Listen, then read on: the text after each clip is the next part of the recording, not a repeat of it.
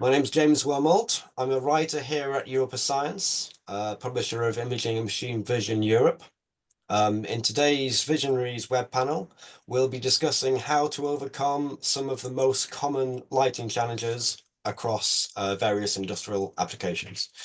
To enlighten us on the subject, we've invited 4 vision experts to join us. So please welcome Jack McKinley, Head of Development at TPL Vision, Lindsay Sullivan, Technical Marketing Manager at CCS America, Remy Magro, Sales Manager at Effilux, and Steve Kinney, Director of Training at Smart Vision Lights. Good afternoon, everyone. Good afternoon. Good afternoon. So before we begin, I should point out that the panel discussion will be available on demand alongside the others in the Visionary series on the Imaging and Machine Vision Europe website for 12 months after today, in case you'd like to recap any of the information. But moving back to the present day, let's flick the switch on the Q&A session. If you're watching live, you're able to type in your own questions to the group with the Q&A tab down at the bottom of the Zoom panel here. But before that, let me turn the spotlight back onto our guests and kick off the Q&A. So let's start with some of the biggest challenges that you've come up against building lighting systems for imaging applications. Maybe Lindsay, let's start off with you on that one. Yeah, I mean, lighting is challenging. That's why there's so many experts out there to teach people how to do it. One challenge that I always found when I was doing application testing was when people had samples that had a lot of variety to them. So one would look kind of like this, another one would be a little bit different shaped or color, and trying to find one lighting system that could, solve the applications for every sample, even though they were all so different, was always challenging. And kind of on that note, even if the same sample came down but changed a lot, like a bag of cheese, for example, it would kind of be flat one way, but the next sample wouldn't be as flat. So having a lighting system that could accommodate how all those samples vary when there was a bunch of different kinds or they changed a lot was always hard in some situations, depending on what the application was. So lots of challenges, but that was always the one that I found the most when I was trying to do application solving. So flexible lighting for flexible situations. Yeah. And Jack, over to you next. Are there any other common challenges that you face that you can share with us? Yeah, I mean, when you're specifying a light, especially if you're for larger areas, if you're illuminating quite a large area, I would say quite a common thing is the need for a light that's much larger than the area itself. It's quite a common sort of problem that needs to be communicated clearly. And yeah, sort of the rule of thumb is double the size of the area is required, and that can sometimes be hard to convince people. But it really needs to be. Yeah. There's not really a way around it. It's physics, and I would say that that's certainly a common. And I can see everyone here probably agrees. I see them all nodding their heads, but it's everyone knows this problem. Yeah, and Remy next. Is there anything that you could add from your point of view with Effilux?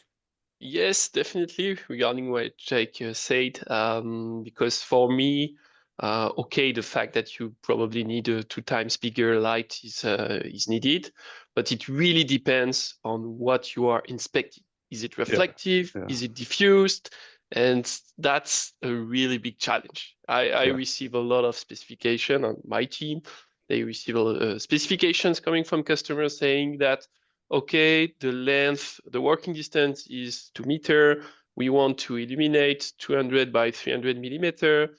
They are just talking about that at this speed and blah, blah, blah, but they are not saying what they want to inspect. Is it reflective? Is it, really made? How is it? And it's a really big, I mean, the light you can offer is really, really different if you don't take in account the homogeneity and the reflectivity of the material.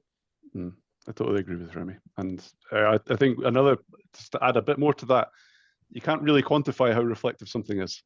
Yes. Yeah, it's really hard for people to say. So that's the other challenge. Yeah, there's layers to it.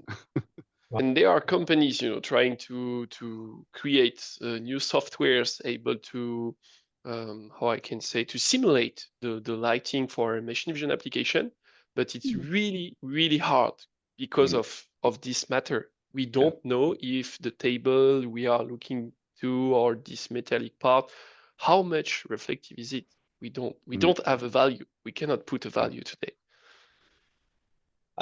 And Steve, from your point of view, do your experiences correlate in terms of what we're saying, or are there any other challenges that you've come across, or any alternative ways that you found of dealing with them, maybe?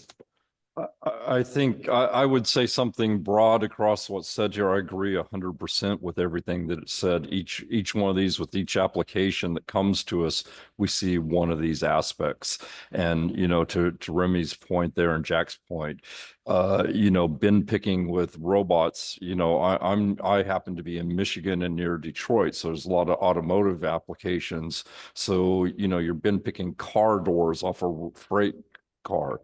Machine vision used to take place in a shielded box, right? A bread box, literally.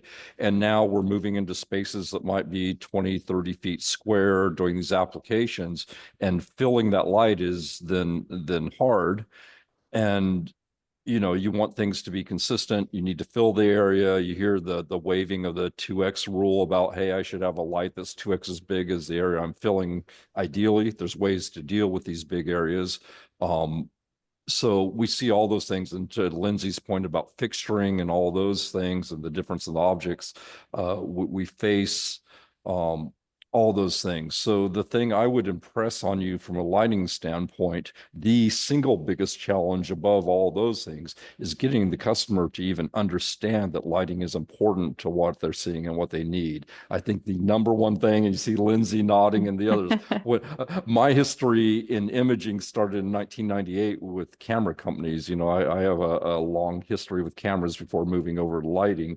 And I used to say, man, these guys get in, they put the vision in at the last minute, and the last thing they're thinking about is the camera, because they just assume, oh, I plop a camera down and go, especially in the days of component vision systems. Right now we have smart cameras. Sometimes they're using smart cameras and have selected the camera a little better, but usually it's lock and go. I got on the lighting side and learned that was quite wrong. The last thing they think about always is the lighting. Oh, I can't just use the ambient. I can see okay in here. Oh, the lighting affects it. Oh, it's glossy. Oh, if the parts tip this way or that way, all the above, everything that everyone has said. And so I think the biggest challenge in a lot of the training you see all of us in this group giving and stuff deals with getting the customer to understand the same part in the same vision system and the same camera looks entirely different depending on whether I put dark field lighting, bright field lighting, whether I'm using polarizers, whether I'm doing any number of lighting techniques to it. I can get the same part to look entirely different.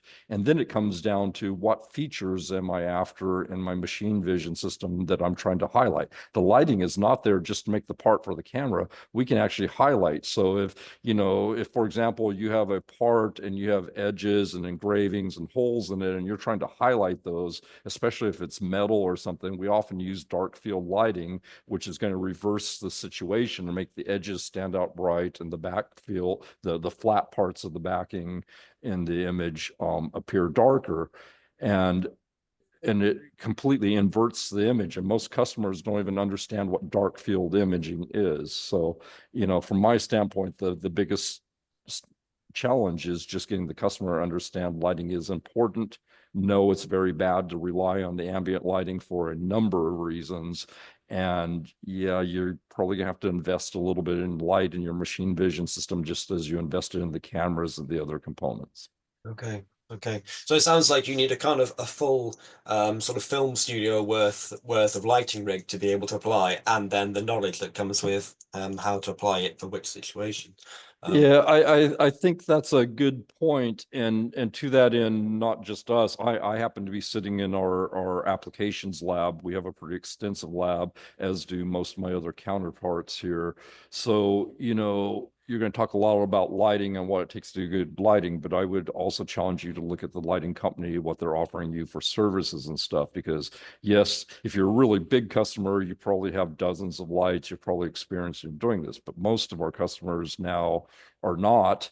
And, you know, rather than you kind of need to understand, you need to have some expertise, and then you need to have some things to try. Even if you bring a difficult part to any one of us here, we're going to look at it and say, well, there's 2 or 3 things that make sense to maybe try on this. And then we're going to go try it and see where we get the best result. So most of us are offering some kind of service. Send us the part, let us evaluate it for you. You know, on my end, we'll do it full service. Mail us the part, tell us what you're doing, let us get some information, and we'll send you back images showing you the best way to light it. So, you know, lighting is very much about the products and the lights offered by the company, but also about the services, the people, and the expertise behind those. Right, right. And that covers, sorry, excuse me, that covers some of the problems posed by lighting and how to get past them. But let's dig a little deeper into some of the solutions for those. Lindsay, can you tell us, how does your experience help you mitigate lighting issues early on, before machines are even built, for example?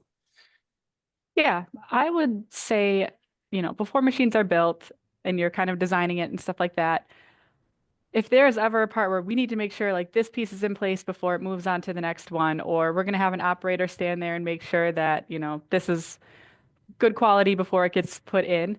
Anytime you have something like that, test a machine vision first before you build the machine, before you design it. If you think you have to inspect the part in any way, take that part, do testing on it, because, you know, what we talked about, those lights being really big, they have to be 2 times the size. A lot of times we have applications where we say, okay, your night needs to be this big, and our customer comes back and says, that actually won't fit. We have something in the machine blocking it. Can the light be smaller? And, you know, sometimes it can, we can find a workaround, but sometimes it can't. And so to really make sure that you can have the best lighting, which will get you the best image, you have to make sure that you have the space to put the light where it needs to be, whether it's close to the part, far away from the part, size of the light. And that comes with testing and knowing that before you design the machine, before you build everything. So what's the phrase? Test twice, light once. Exactly. Yeah. And to Lindsay's point a little bit, what Jack and Remy were saying about filling large spaces. I think one of the most common things I see now, and there's a number of these I think we'd all agree we see, but one of the things I see now is there's more and more integration with the robotics. And so, you know, I see people coming with an ABB or a FANUC robot and saying, look, I managed to get a camera out here on the wrist of my robot. I'm going to look down before I pick something up or whatever I'm doing. I got a camera mounted on an end effector out here, and I got about this much space to put a light. By the way, I'm taking an overview with that camera, and you see Lindsay smiling. I'm taking an overview, so that light needs to fill like a 1 meter square space. And they've given us, you know, 50 millimeters to put a little light up here on the end effector. And it becomes really constraining because in that small space, it's essentially a flashlight looking down with a steep angle trying to fill it. And you get, you know, we can make things work as good as you can make it work in that context, but that's really kind of a poor scenario because it literally is a point source like a flashlight filling a large area when you look at the relative space of the volume. You know, you're far better in these to create kind of a work cell concept, put some lighting from the outside in, and even if you have to have the robot on the end effector. And by talking to us and the other companies here, you can kind of find out, get advice on the best ways to do it or what you might do that's better than doing that, given your space. And Steve, staying with you, your particular focus is on training LED lighting systems to operate with machine vision. Tell us what the key factors are here, in terms of performance and maintaining performance in systems. Well, it depends a little bit on the application, but you of course want to look at the quality of light, who the vendor is, what they're using for LEDs. I think one of the biggest misconceptions is, oh, these lighting companies, they're just companies buying LEDs, putting them on a board and putting them out there. And that couldn't be further than true. Every one of us have access to a prime supplier for our LEDs and have access to things that the general public doesn't, especially sorted, selected LEDs and things to make the light source better, more reliable, more uniform. lack of color temperature drift, all those kind of things. We very carefully select the LEDs, and that's the starting point. But the other pieces, when you're talking about vision system, one of the biggest deals is in interfacing with the cameras and the things in the vision system. You know, one of the aspects for our lighting is that we always build in the controller. And that has several advantages. Number one, if you don't need continuous light, then and you want to trigger with the camera or trigger on a beam sensor or other things, everything is built into the light, ready to go for you.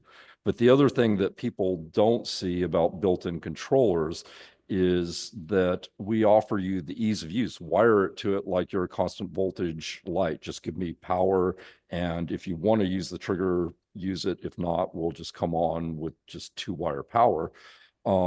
But with the controller built inside, we are actually converting that to constant current. And there's a big difference in LEDs, whether you're driving constant current or constant voltage. Most of the products, even in the machine vision space that are out there, are driven constant voltage, which is not as desirable as constant current for machine vision applications. When we have something like an LED die, it's a semiconductor junction with a positive and negative side. There's a finite number of holes, and the amount of light that comes off of there is proportional to the current flow, the number of electrons filling those holes at a rate. LED has a forward bias voltage. If you're just driving at constant voltage and the temperature or your ambient conditions change, the forward bias voltage on that LED changes, the current changes through it, and you get light variations. So one of the things you're able to do, not just for wiring and dealing with the system with the built-in controller, is we're able to give ease of use and wiring like it's constant voltage, but inside we're converting it to constant current, which gives a very consistent lighting even over ambient temperature changes. It also allows us to overdrive the light. You hear us talking about needing brighter lights and filling areas. Overdrive is important as well, where we can give you 3, 4, 5, or even 8 or 9 times the amount of light from the same light by triggering with the camera and imposing a duty cycle.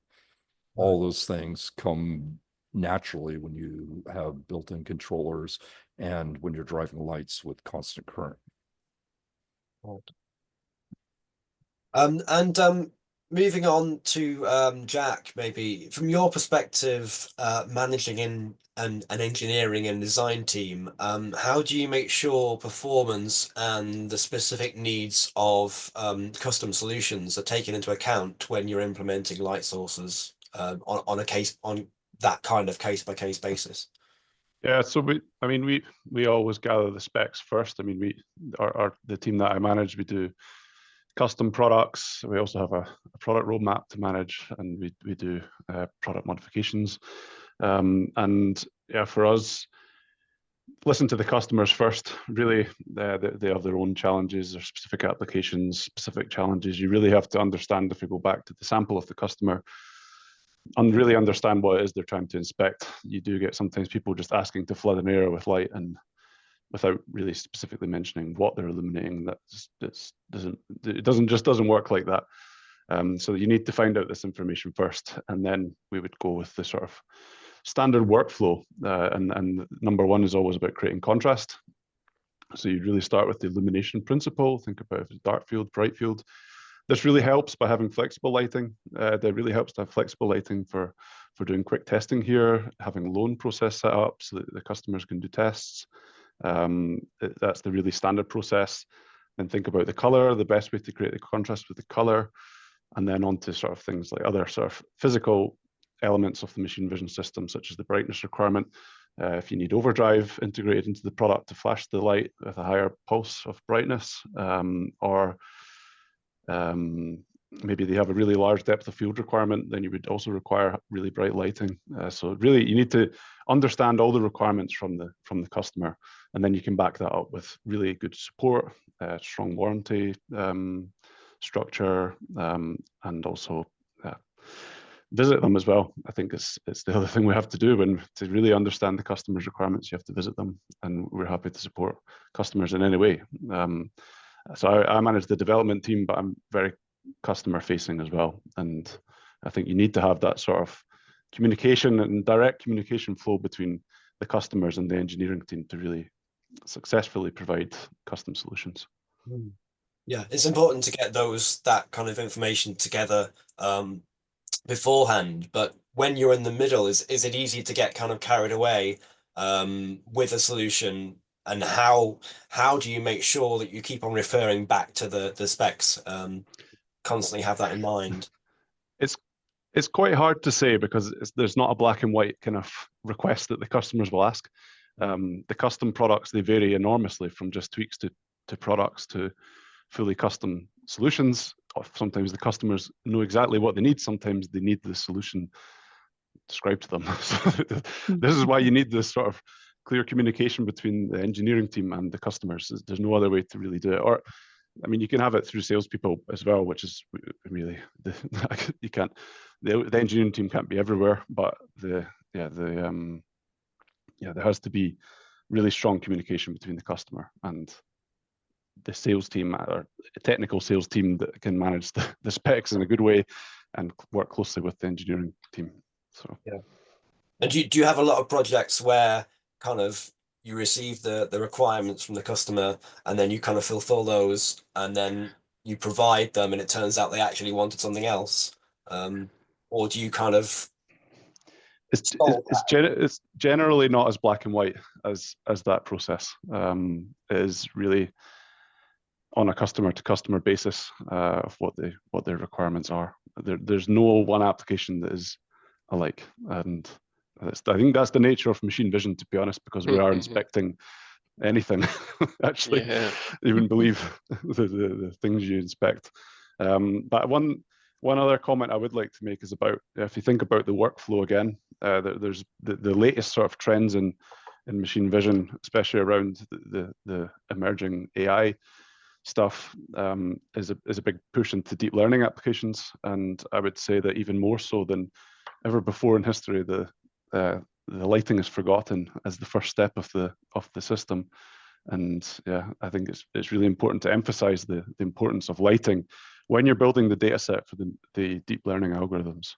And I would say that this is a challenge. And now a lot of these sorts of startup companies that have very strong software, they've trained a lot of their software on bad images, and I can tell you that that's a big there's a big problem there. Generally. I think I want to build, because that is one of my favorite pet peeves on the lighting side, what Jack just touched, and the advent of all this AI in the market. Make no mistake, there's some hype around AI, but AI brings us new capabilities and will extend things, and we see it more than ever. The issue with AI that we see and what Jack's describing there as well, and I think everyone here, if you had a customer come to you that's having troubles and the AI company told them, we're just going to teach it in various lighting and it'll just learn the lighting along with it, that's a number one problem nowadays. And what we see is some really innovative AI companies built by really innovative young kids right out of school that are brilliant in the AI market, and they've got inspection software for you, but they know nothing about the rest of machine vision, applying it, the imaging side, and they're out there saying, yeah, our software is really great, we work with the ambient light, just give me an image and we'll figure it out, and if the lighting variable, just train against it. And that, of course, is really, really bad advice. Get your lighting right. We've already been talking about different lighting to make the same part look differently. You can't train that. If you need to be doing gauging, you need a backlight where the light's not bending around the part. There's no way to take the ambient room light and get the same answer with the same consistency.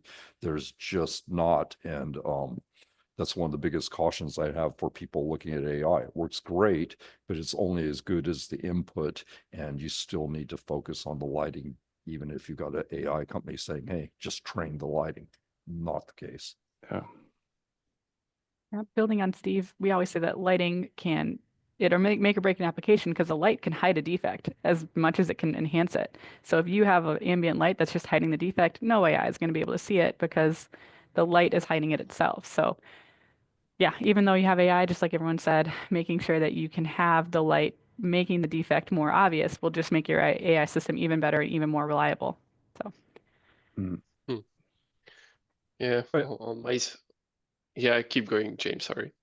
No, I was going to bring it back to you, Remy. If you had something that you want. Okay, thank you very much. Yeah, I was thinking because I think it's a really important and interesting point. 5 years ago, I would say, an engineer, a really good one, by the way, really good engineer from KUKA, the robot manufacturer. I had a talk with him that I'm still, thinking about sometimes. And at this moment, he say, "Man, you're not ready. FLX, in 5 years, you're dead. TPL, SVL, they're all dead. In 5 years, they're dead because AI, it's changing everything. And with cameras and with the power of AI, in few years, we will not need light anymore." And because of what Steve said is correct. Like, okay, you can try to teach the system. But then this guy, we talked again about another company in France, making this kind of new AI software, able to do a lot of things. And so they were at an exhibition. I went to their booth and they had an application, showing some kind of, okay, let's take my smartphone and say, okay, I can recognize that it's a smartphone, even if the light is coming from there or there. And no matter how it's fitting the table, it could be like this or like this. I will notice that it's a smartphone. And so it showed me his software, and he said, okay, look, and clicked, and then we waited for 30 seconds, something like that, and say, you see, that's a smartphone. I can recognize it. And I was like, okay, but in the real life, you have 200 microseconds to take an image and to say it's a smartphone, because if you take 30 seconds, there are already thousands of smartphones who have passed over the production line. So it's not working. And that's funny because after this talk, I thought about it a lot. And then a lot of other companies like that, making their own AI software have been created. And it's been a great thing for us in the lighting part, because these guys, they are not using that much smart cameras. So they don't have that much integrated lighting, inside their cameras. And they need light. And they noticed after a few years that they definitely need light to see something which is repeatable. And then, okay, they can try to implement the AI software, learn with different images. But with a proper light to start, it will be much more efficient and much more realistic on the production line. And that's typically something I've noticed in the past 6 to 6 years. That has been a really good thing for the lighting manufacturer at the end.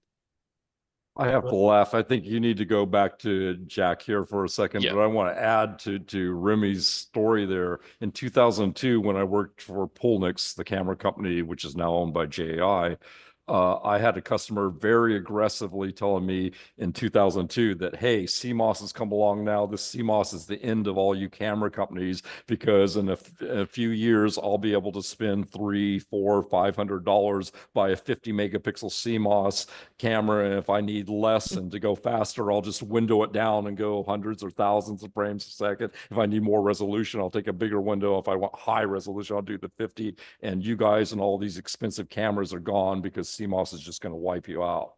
Yeah, look around you. So yeah, so Remy's story hits quite home for me with the lighting and those kind of comments. It is very much the same thing.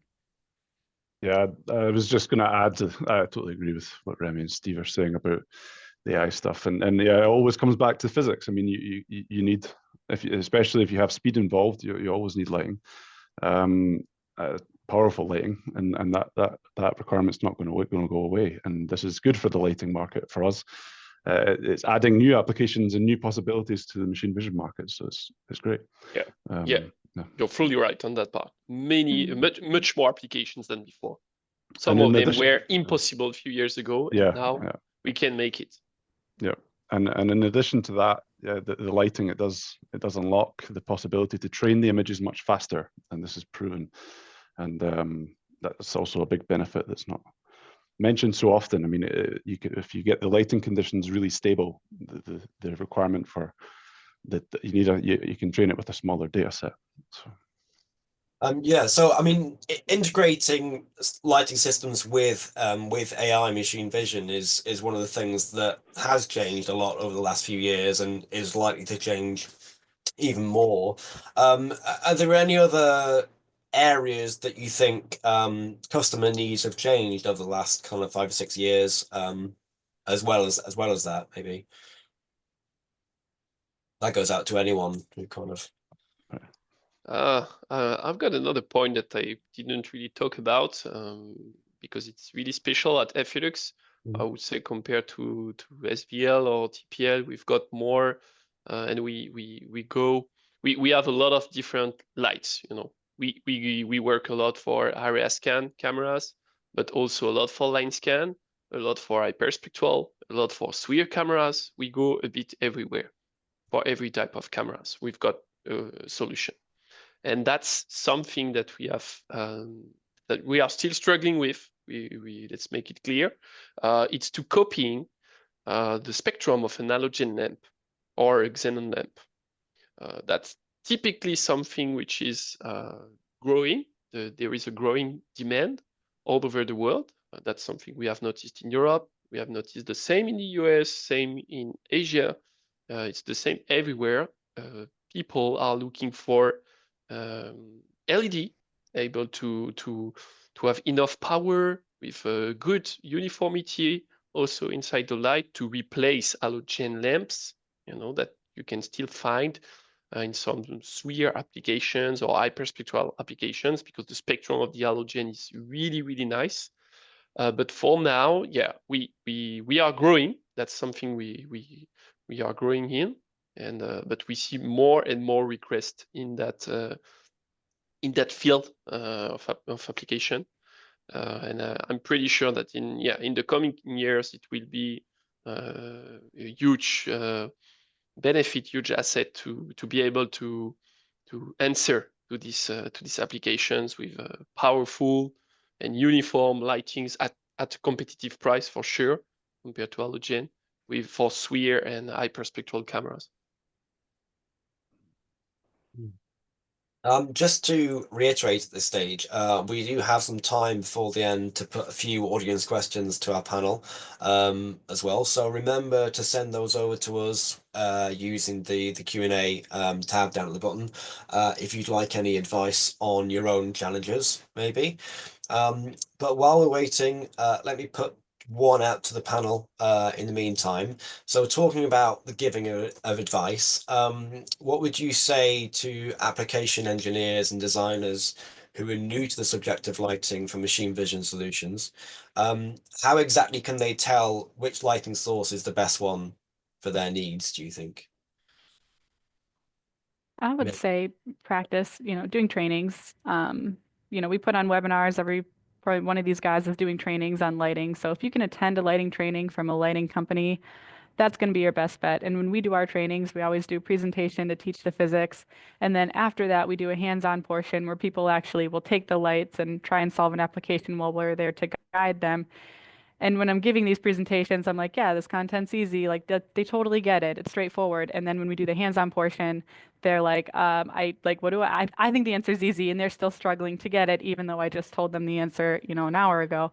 So my point is, attending trainings and watching webinars, that will give you the physics and the information. But in the end, getting your hands on the light, doing practice, getting experience, testing a lot of applications, that's going to be what, gets you to being an expert or better at solving applications. It's just doing them. Yeah, absolutely. And Jack, you wanted Yeah, to. I was just going to totally agree with what Lindsay said. Really getting the light, getting a copy stand with even a basic camera to learn about lenses. So a C-mount camera, play around with lenses, play around with lighting. It's probably not a cheap exercise playing around with lenses, but we can certainly supply the lights. With loans, it's having some flexible lighting, really looking at different samples and playing around with it. Even especially if you're new to lighting, you're really playing around with different colors, you'd be surprised what it can unlock. Yeah. But yeah, really just playing around with the products and putting it under the camera is so important, especially for training. You can't do it online. We learned this through COVID. Yeah. Right. And in terms of training then, Steve, is there any kind of advice that you can say to engineers about where to or how exactly to choose the right lighting option? Yeah, so I would say I would echo what everyone's saying. I think all of us offer some kind of training. We certainly do. I have a classroom here. We do in-person trainings twice a year. We do some online trainings. But what we really haven't talked about is the trade organizations as well. In the US, we have the A3 organization, which is, robotics, automation, and machine vision. In Europe, you have EMVA and VDMA. And these organizations are there for the industry, but they're also hosting and doing training at a higher level for the audience. So in the A3, we have the Certified Vision Professional Program, and you can come to, we'll do this again at Automate in May, and you can sign up. There's 2 tracks. You can sign up for a basic track or the advanced track, and they go kind of end to end between cameras, lighting, optics, software, and the advanced track goes more into algorithms and applied stuff. So there's fewer courses in the basic track and more courses in the advanced track, as well as an advanced level. I happen to teach the advanced cameras and imagers. I'll be filling in and doing basic camera and imagers at Automate here coming up. But look to the individual companies for what trainings are out there. Look for the trainings that are actually informational and teaching you, as you're hearing here. The biggest thing I see is people trying to do trainings and do virtual, so you don't have to come in person, which has some limits, as you hear from the others. But more than that, it becomes a big advertisement for the company. We try and conduct our training from a knowledge base, as well as certainly at the A3 level and CVP courses. We try and teach from knowledge and mentorship and teaching you what's known in the industry. And yeah, sometimes, especially if you're in the in-person trainings, there's going to, of course, be flavors from the company that's doing the training there. But in general, we try and keep that agnostic and knowledgeable. So, when you're sorting through all these, look for that. What information they're giving? Is this company bad about, look at some of the reviews and stuff too. Is this company bad about just getting me a sign up for a big infomercial, which has a little bit of knowledge? Or are they really interested in teaching me how to apply the products, how to do machine vision as a whole? I think the other half that goes, and Lindsay alluded to it a little too, when we do these trainings, we teach the lighting basics, but it doesn't mean no good to teach you about lighting if I don't teach you a little bit about optics, F number, depth of field, the cameras themselves, resolutions, how to use them, and get a total imaging result. I could teach you how to be perfect on the lighting, and you can destroy that perfect result with bad optics and cameras choices and applications. So I think also look for companies that are teaching in their area, but are teaching you complete answers about imaging. Yeah. And on that, coming back to what you were saying earlier on, Remy, about different imaging and sort of camera technology and applications, how do you go about kind of choosing the right lighting solution for the different types of imaging that you've got there, Remy? Yeah, that's a very good question, because there is a huge difference when we speak about SWIR cameras or hyperspectral cameras, particularly, is that most of the light that you are emitting, it's not visible to the eyes. So when you show it to customers or when you want to push in a marketing way, it's invisible. Hyperspectral light, the visible part of the spectrum is okay, you can see it with your eyes, but not the infrared one. So on that part, it's more difficult to make quick test, because it's invisible. But then I would say that it works a bit in the same way than for the standard visible applications. You need a camera, you need to make some testing, but even more, I would say, than for the visible part, because you cannot have a guess, let's say. You don't know what's going on with the SWIR light on the sample. You really need to try it. So it's, I would say, even more efficient. Sometimes, with a sample, when you have some good knowledge in machine vision, you can look at it and say, okay, I can see the reflectivity. It's probably, bar light or dome light, whatever, that can fit in this application. And you're going to start the testing phase by this type of light.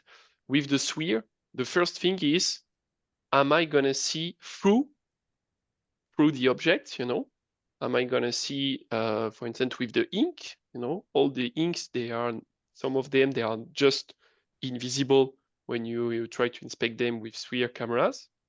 So yeah, it's going to be really, really important to make some testing with these special and new cameras, let's say. Right. And Lindsay?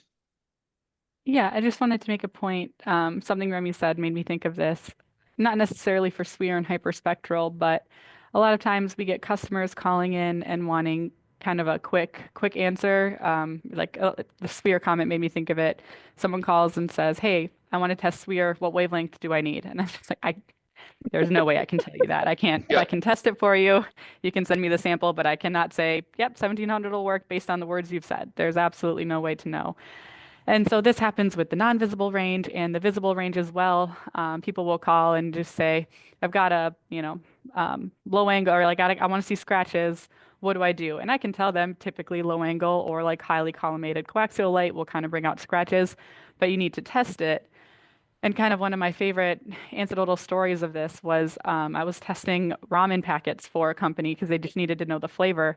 And it was extremely straightforward. I was honestly just testing it just to give them images to send. It was going to be a polarizer on a flat dome light.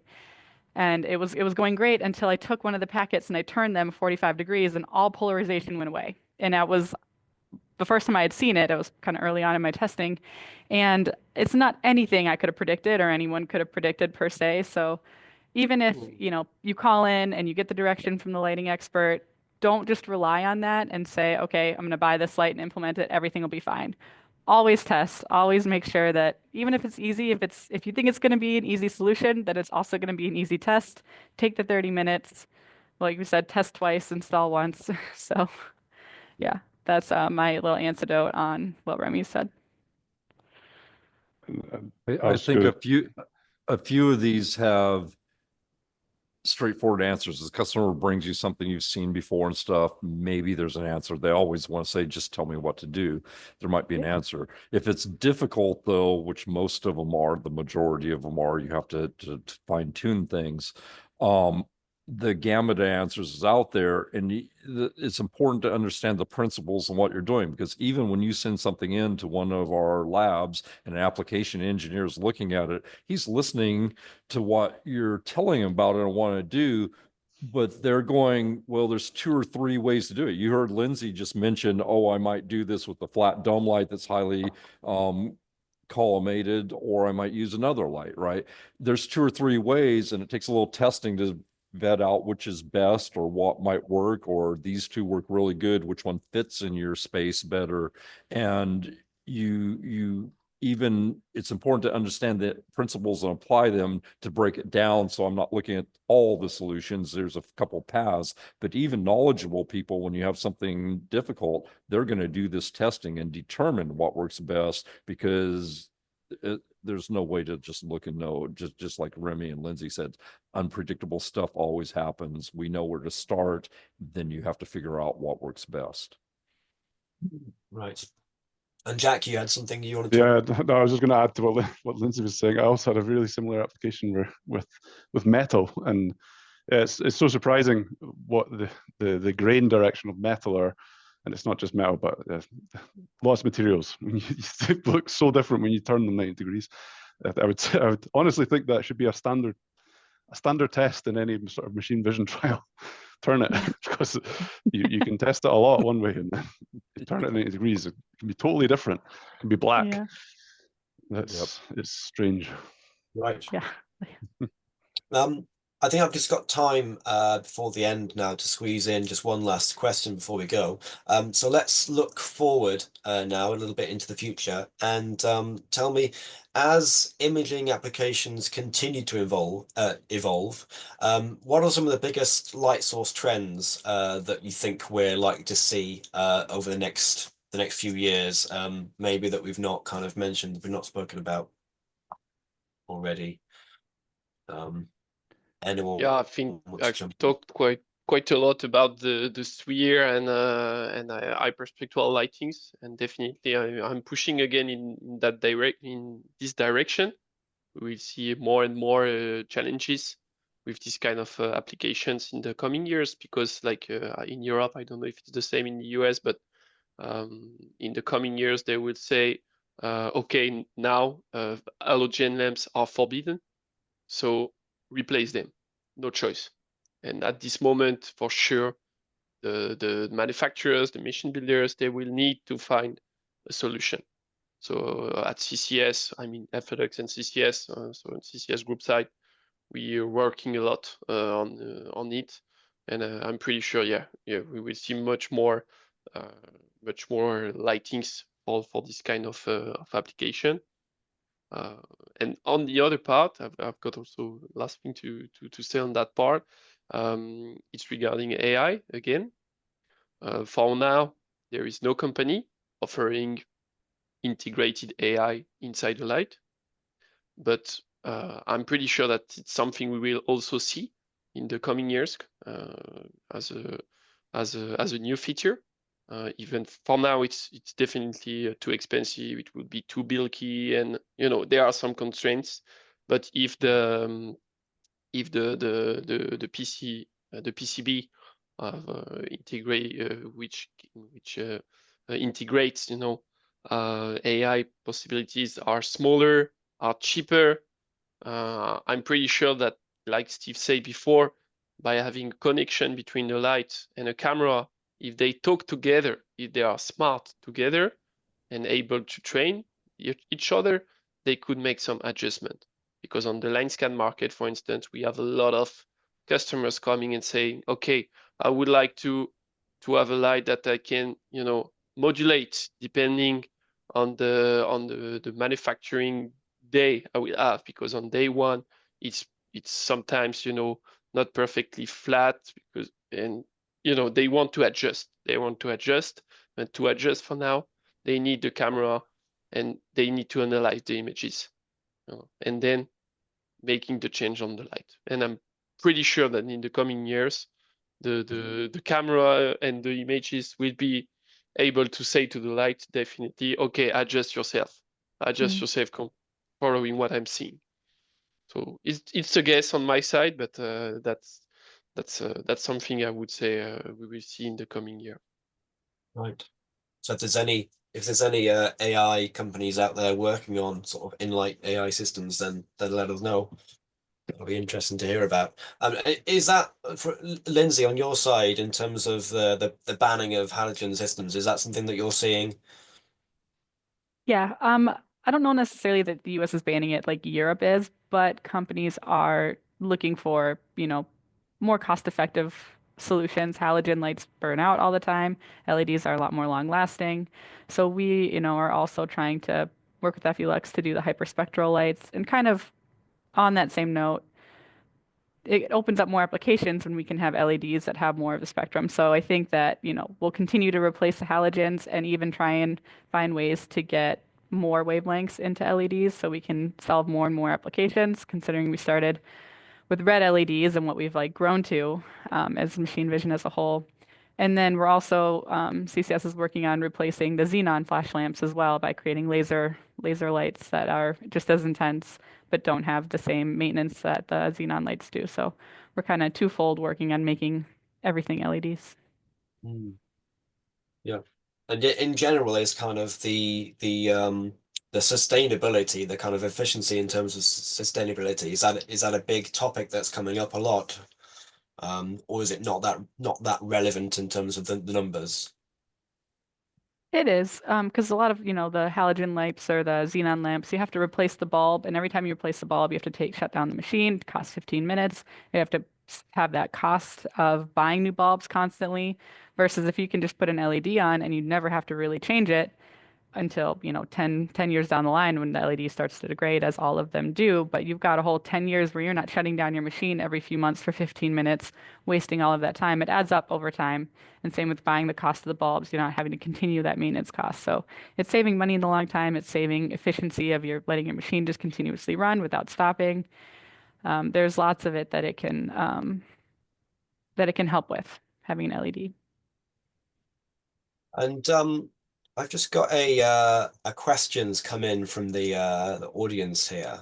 And I guess it goes out to anyone. And it's, is there a high demand for UL certified lighting in general in the market, maybe? That's something that I don't think it's a concern for Steve because he's manufacturing in the US, so he doesn't need to have UL certification, if I'm right. For us, yeah, it's a funny subject. So there's two halves to that. There's what's absolutely required, and there's what the customer expects. So in the US, it is actually a loophole that LED lighting for machine vision doesn't need UL at this point. It doesn't. However, most electrical code inspectors in the US do not know that, nor do the customers. So that all the time they're doing installations, the inspector's asking for UL, and the customer doesn't know how to answer the question. It comes back to us. So, we 100% now on all new products, we've had extended compliance battery that actually falls under my watch here as a side job that I do. But UL is now 100% of it. So my whole product line is not, because I have some legacy things that are not covered, but all new products cover UL, as well as Europe, FCC and US, CSA, KCC. Now the world has become a complex place to do compliance in, but yeah, they do need, the customer expects it at this point, whether it's required or not. Yeah, we do the exact same finally.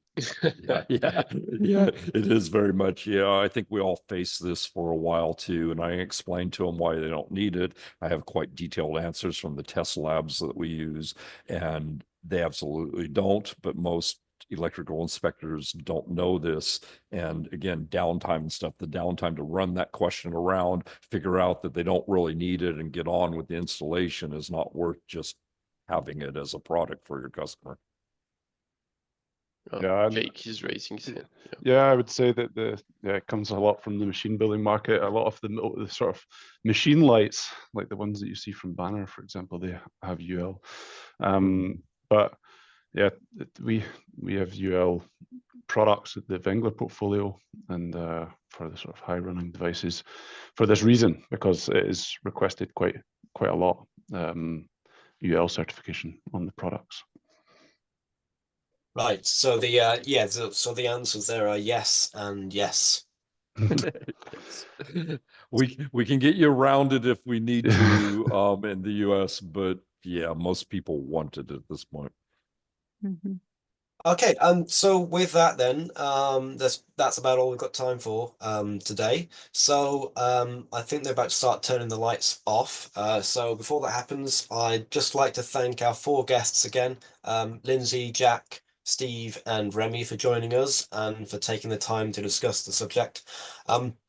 As I mentioned earlier, this panel discussion will be available on demand in the webcast section of the Imaging and Machine Vision Europe website, along with previous recordings from the past 12 months. So please do go and check those out at your discretion. The next discussion we've got lined up in the Visionary series will be streaming live on the 14th of May, where we'll be hearing about how to enhance automation and robotics with advanced machine solutions. So remember to sign up for and to look out for that one. But until then, hope you enjoyed the discussion today and have a good rest of the day. Goodbye. Thank you all. Thank you all. Thank you, everyone.